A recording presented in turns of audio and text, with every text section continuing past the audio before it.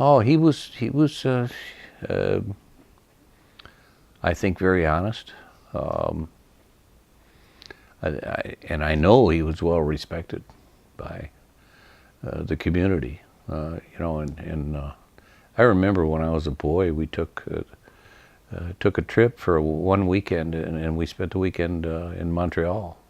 Or driving to and from Montreal, and I think overnight one night in Montreal. It was a pretty good trip from where we lived. But we got into Montreal, and we were looking for the hotel that we were going to stay at, and it was right downtown. And we parked the car at the street, and we got out, and we're shaking the kinks out of our legs from a long ride, and there on the sidewalk, and some guy came walking by, and he looked up and he said, "Hi, Archie," to my dad. And wow, we're in this big, strange city, much bigger city than we lived in, and the first guy that comes walking along knew my dad and called him by name. And I said to my dad, I said, "Who was that?" He said, "I don't know." And it was apparently one of his customers from the saloon, but. And gee, I thought my dad must have been really famous, it was to have that happen.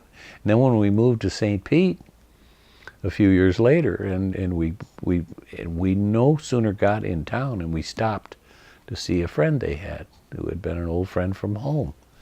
And we found their address, and we stopped in front of their place, and it was in front of their business. And we were, walking down the sidewalk to go in their shop, and a guy came walking towards us, and sure enough, "Hi, Archie, how you doing?"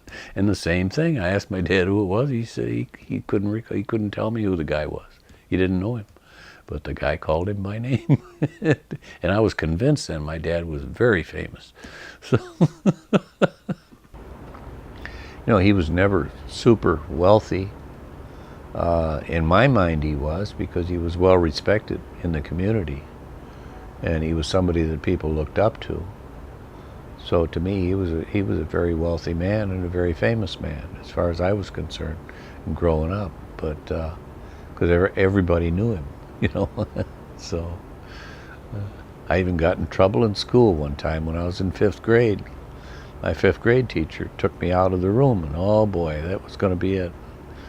She got me out in the hallway, and she said, "Now, Dan," she says, "I knew your father, and I know he wouldn't like you cutting up the way you are in class." And, oh my gosh, So, and I knew that too. So I went back in, and I had my head down, and I was good for the rest of the day.